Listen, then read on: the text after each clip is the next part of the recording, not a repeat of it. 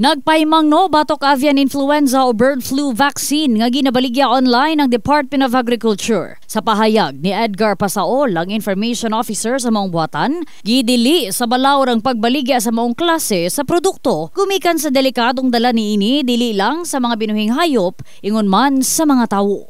Fortunately, daghan nat mga nakita online nga nagabaligya og veterinary medicine. Sila i-stop or makanato sila i-control kung ginaiwasan nato ang complication sakit sa atong mga kahayupan. No? Pero sa atong Bureau of Animal Industry is dili nato paliton or dili natin patronize ang kaning mga products. Rason nga ginalikayan ni Benedicta Damat ang pagpalit online bisan pa aduna kini makita nga mga stock. Inaiga pa konsulta gayud sa Veterinary Office Jensen aron nga mas makapaniguro. Diretso na namong ginalubong pagka naipatay para din matakdan tong uban, ma'am.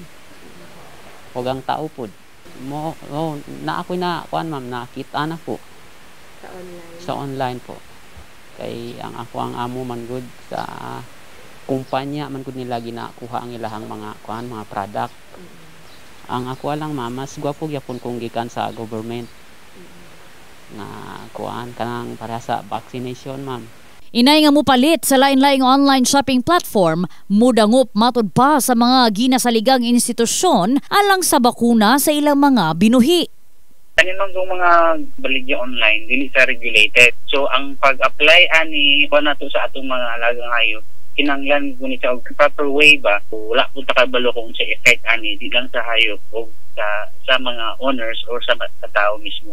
Labi na itong dili siya FDA approved. Ang pinaka the best nga buhaton gyud is i-report yun sa atong mga municipal agriculturist o sa municipal veterinarian para at least maatiman and then matagaan og proper vet medicine. Sa pagkakaroon, padayon ang koordinasyon sa Department of Agriculture ngadto sa Food and Drug Administration alang sa aksyon sa maong pagpamaligya sa mga nasangpit nga produkto online. In the heart of changing lives, kini si Hannah Perez, Brigada News.